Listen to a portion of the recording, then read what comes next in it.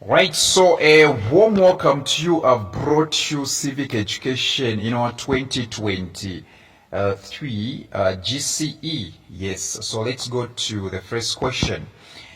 The first question reads, which constitution adoption method involves the participation of more than 50% of the eligible voters? Which constitution adoption method involves the participation of more than 50% of the eligible voters? Remember, when it comes to the constitution adoption methods, we happen to have three: parliamentary, constituent assembly, and a referendum. But in this one, whereby more than 50% of eligible voters are engaged, is called plebiscite, aka referendum. So the answer here is no other than referendum. And therefore, let's go to question 2. So number 1, the answer is D. Question 2 reads, during pre-colonial governance, chiefs and village elders worked together. Mark those words, worked together. Okay? Chiefs and village elders worked together to ensure that there was order in their societies. Order in their societies. This kind of governance showed that chiefs wanted to dash. The key words were worked together. And of course, the answer is C, promote democratic governance. And I know that, when it comes to chiefs and village elders, we always think about dictatorship, monarchy, bad governance. But here, the key words are worked together. And therefore, the answer is definitely C, promote democratic governance. Number 4 actually is saying, study the following diagram and answer the questions 3 and 4. Actually, this is number 3 actually. So we are going to be using this diagram to master. So look at this one. If I zoom it in, what do you see? We have a sense of responsibility towards the community. That's duped as A. B, we have a devotion to duty. And C, we happen to have what we are calling Muchinchi community. Let me zoom out a bit. All right. Question 3 reads, which quality of good citizenship is shown in A and B? Which quality of good citizenship is shown in A and B? Look at A and B very well. What do you see? Look at A and B. What do you see? Sense of responsibility towards the community. That is A. B, devotion to duty. And let's see the answers. The answer here can only be conscience. Conscience is actually a combination of, responsibility and devotion to duty. And of course, the answer is definitely A. The answer is A. Now let's go to question 4 and see what is going to happen. Question 4. Question 4, they are saying, a section of citizens who are represented in Part C always depict a sense of loyalty by observing values and principles of one's country. Such citizens are known as dash. A section of citizens who are represented in Part C always depict a sense of loyalty by observing values and principles of one's country. Such citizens are known as dash. So the Part C they are talking about is Muchinchi. Look at this. Muchinchi community. All right. They are saying citizens in this community, in the Muchinchi community, right? Citizens in this community, all right, always depict a sense of loyalty, which means they are loyal to their community, their country. They are loyal and they observe values and principles of their country. So such citizens are known as what? Patriots. If you are loyal, if you love your own country, your own society, you are a patriotic citizen, and therefore you are a patriot. And of course, the answer is definitely C. You people should come for my WhatsApp tuitions and you should be liking my videos. You know I speak very well. Everyone knows that. All right? You know I speak very well. And please check the link in the description of this video. Support my music so that you can hear the way I sing. You know what I'm saying, right? Yes, do that please, okay? Support, and you can search my music everywhere. Spotify, Boomplay, just search Our Vibes and search, you find me there, okay? Please. All right, please. Okay, let's go to question 5. So number 4 was the patriots. Question 5, Article 3 of the Universal Declaration of Human Rights, UDHR for short, states that dash. Article 3 of the Universal Declaration of Human Rights, UDHR, states that dash. Of course, the answer here should be B. Everyone has the right to life and to live in freedom and safety. Everyone has the right to life and to live in freedom and safety. Yes, that is Article 3 of the Universal Declaration of Human Rights. Everyone actually is entitled to the right to life and to live in freedom. Yes, liberty. Question 6 reads, what institutional measures have been put in place towards the fight against corruption in Zambia? What institutional measures have been put in place towards the fight against corruption in Zambia? You know, the key word actually is institutional. If you check very well the answers here, A, B, C, D, the only answer here which looks institutional is A. Developing and promoting adherence to code of ethics. This one has got something to do with institution. The rest, check them very well. They don't even sound institutional in nature. Check them very well. They don't. All right. Let's go to question 7, right? 7 reads, under which ministry do Zambian national museums fall? Under which ministry do Zambian national museums fall? Okay, the key word is museums. Those that actually keep, artifacts. They keep, lots of stuff like, fossil fuels. Fossil fuels, actually, yes. What do you call them? Fossil fuels, right? What do we call them? Like fossils, actually. We call them fossils. And of course, the answer is tourism. D. Because when tourists are coming, actually, they'll be looking forward to see artifacts, fossils. Yes. Let's go to question 8, shall we? Question 8 reads, which form of cannabis is made from the dark, sticky resin of the plant and contains THC of about 12 to 18%? Which form of cannabis is made from the dark, sticky resin of the plant and contains THC of about 12 to 18%. Don't even think twice when it comes to percentage on the substance abuse. 12 to 18%, it's hashish. All right, the answer is hashish, which is A. Okay, let's go to question 9. Where is question 9? Question 9 reads, which optional protocol to the International Covenant on Civil and Political Rights, ICCPR for short, has a provision for an individual to complain on human rights violation contained in this ICCPR?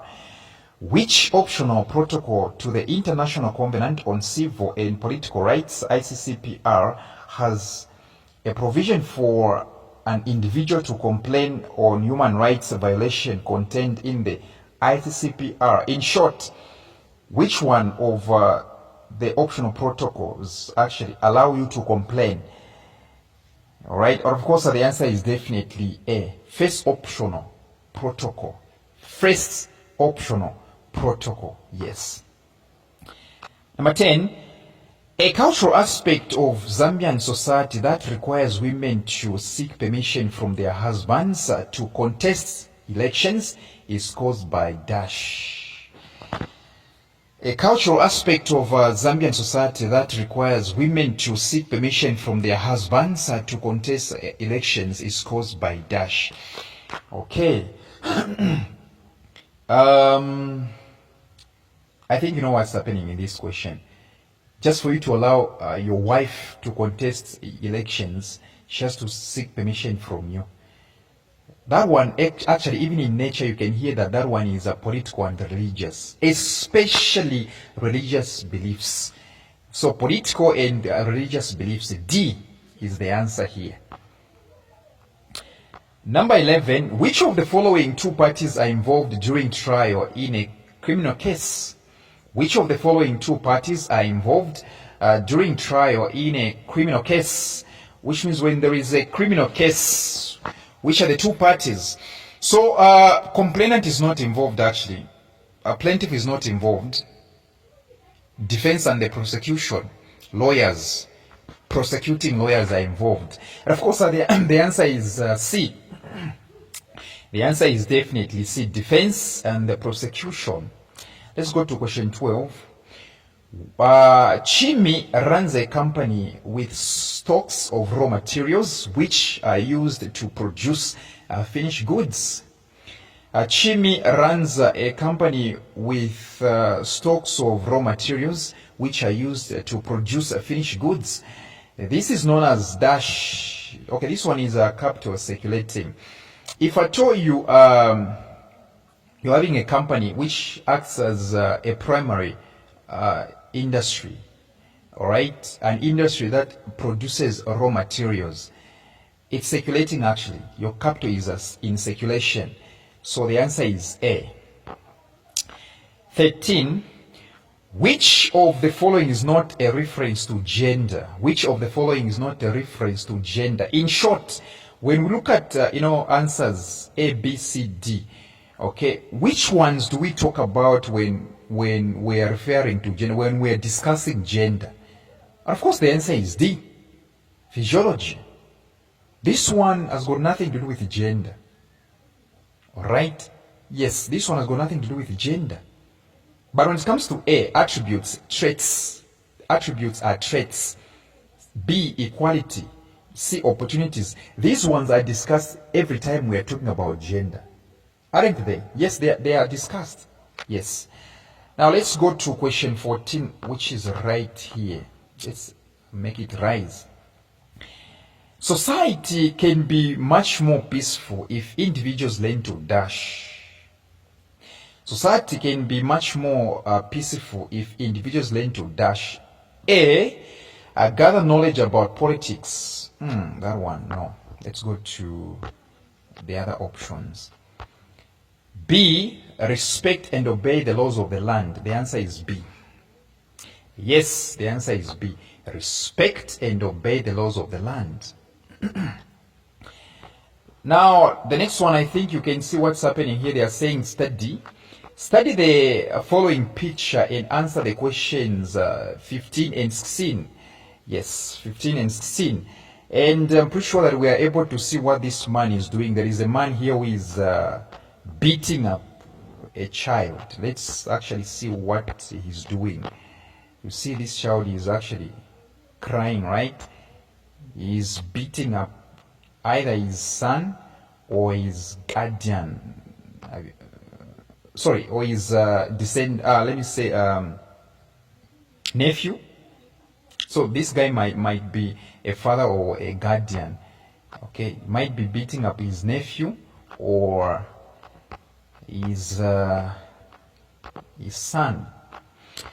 Question 15 reads, which form of a punishment is depicted in the picture? It is known as what? Child what? What you are seeing here, this one is beating up. So to beat is to batter. And of course the answer is B, battering, child battering, child battering. So what is happening here is B, child battering. As seen, apart from harm, what effect will the punishment in question 15 have on the child? So what this man is doing, apart from causing harm to the body, apart from causing injuries to the body of this child, what exactly is it going to cause the brain? All right, the brain of this child will be not in a good state. Okay, this child is going to have his brain disturbed. All right, so mental disorder is the answer. C is the answer. Mental disorder. Yes. Now let's go to the next one, shall we? Let's go to the next one. 17.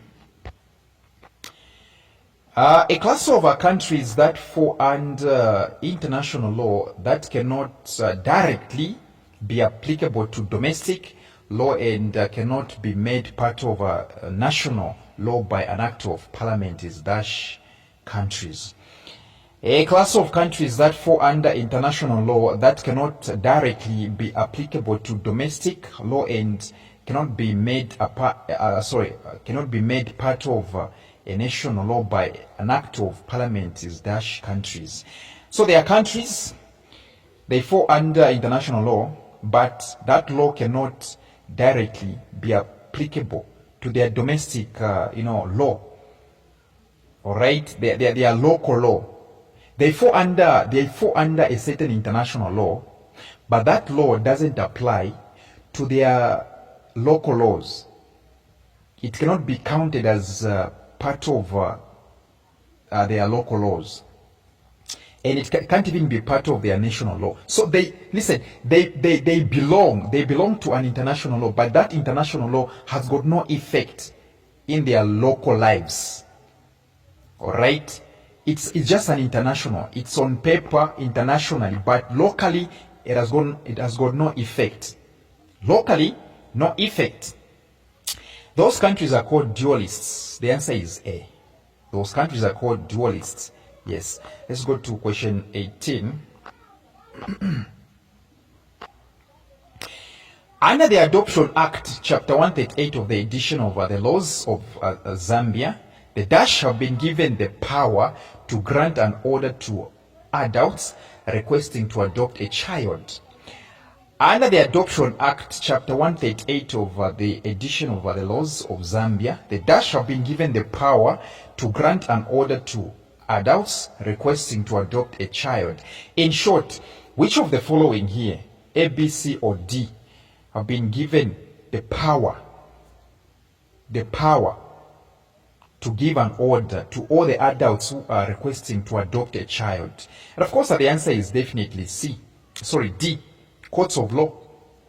The courts of law have been empowered to give an order. Yes. Let's go to 19.